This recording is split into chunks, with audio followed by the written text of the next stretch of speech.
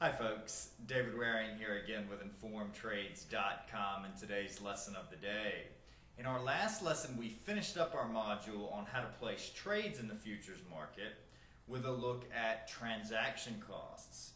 In today's lesson we're going to begin a new module on the logistics of futures trading with a look at why futures contracts with differing settlement dates generally trade at different prices. So let's get started.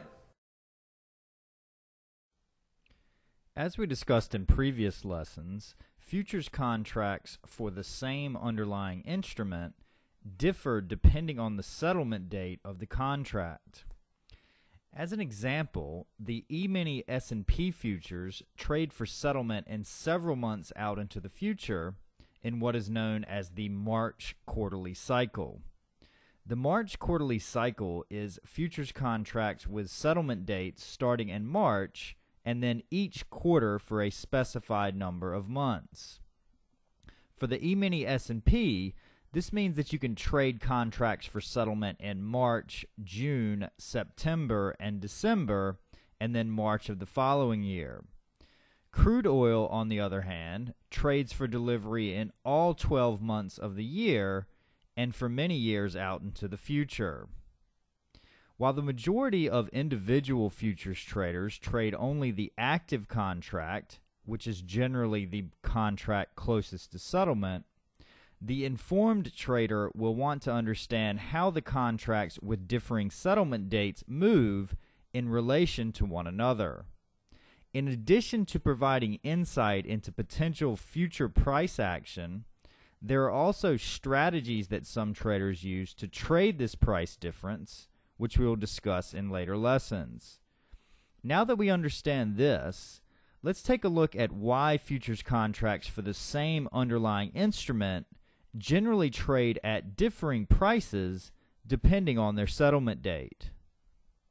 The price for a futures contract is made up of four components. Number one is the spot rate. The spot rate is the price where the underlying instrument is being sold in the cash market at any given time. If we're talking about corn, then the spot price would be the price where you could go and actually purchase physical corn at any given time, which is in contrast to the futures price, which is an agreement to purchase the corn at some point in the future. Number two is the risk-free rate of return. The risk-free rate of return is the rate of interest that can be earned on an investment that has no default risk. As Wikipedia points out, this type of investment exists only in theory, so generally when traders refer to the risk-free rate of return, they are talking about the interest rate that can be earned on short-term T-bills, which is short-term government debt, for the equivalent amount of time. Number three is storage costs.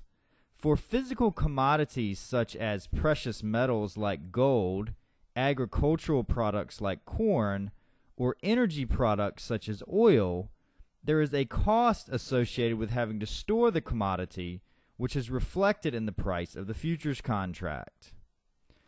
Number four is something which is known as convenience yield. Convenience yield is the premium that investors place on owning the physical commodity today in relation to the futures contract, which provides the option of delivery at some point in the future. Convenience yield generally applies only to physical commodities and is something that we will look at in greater detail in later lessons. Now that we understand this, we can see how the price of the futures contract will always move towards the price of the underlying instrument in the cash market as the futures contract approaches its settlement date. This is the case because the risk-free rate of return, storage costs, and convenience yield always become smaller and smaller the closer you get to settlement. That's our lesson for today.